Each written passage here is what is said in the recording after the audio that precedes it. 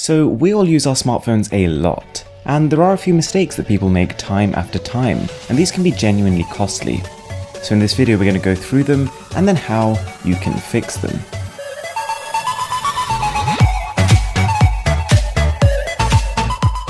So the first one, it is so important to use the charger that comes with your smartphone. There's a bit of a misconception going around that if a charger fits your current smartphone, then therefore it must be the right one to use.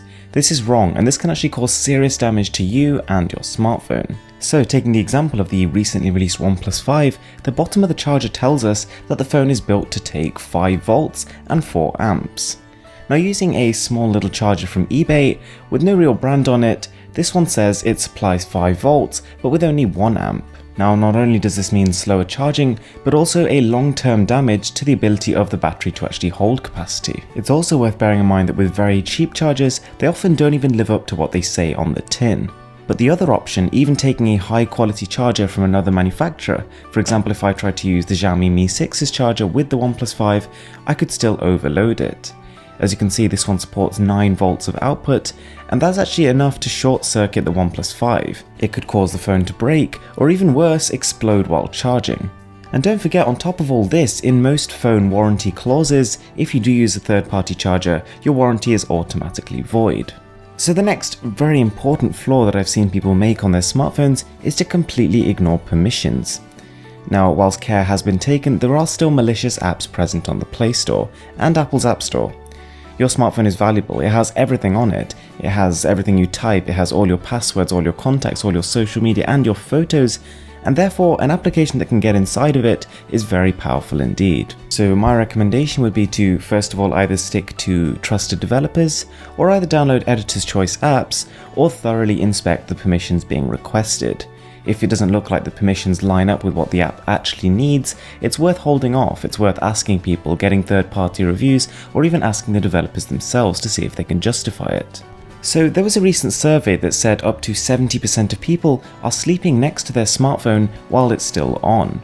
And that's actually okay, as long as you put the phone on airplane mode. And there are a few reasons for this, and the first and most obvious one is simply that keeping the phone on airplane mode uses less battery. You can then reach full charge first and use less energy in the charging process. But the second reason is that people are constantly being bombarded with messages and notifications, and having this buzzing going on and off intermittently in your sleep has been known to reduce the quality of it. Turning your phone on airplane mode stops any distractions and means you can genuinely wake up feeling a bit more refreshed. And the last reason, which is a little bit of a grey area, is that this reduces the amount of radiation. So considering your phone is going to be in close proximity to your head for up to 9 hours per night, it's probably a good idea just to put it on airplane mode just in case. So the next one, unless an application is actually misbehaving, don't manually close them. Now Android and iOS have developed to the point where you can multitask very efficiently. When you are not using an application, the operating system is basically taking a snapshot of it, using next to no energy in the background.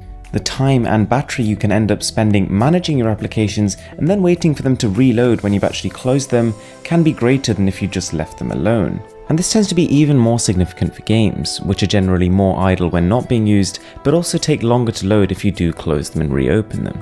So we've all been in a situation where we've got a low amount of battery and we know we need to use our smartphones again in the next few hours. Well, the general recommendation is don't power the phone off. Now powering the phone off does preserve battery when it's off, but what it does mean is that you're at some point going to have to power it back on again to reuse it. And powering the phone on is what really takes a lot of resources. Not only does the powering on itself really push your CPU and storage to the max, but for the first sort of 5 minutes or so after booting on your phone, a lot of the services that were previously closed will be starting to reopen, and again, this really hits the battery hard. So again, just put the phone on airplane mode and leave it on standby. So for any period of time from about 1 hour to about 5 hours, this will probably be a better option than shutting it down and powering it on.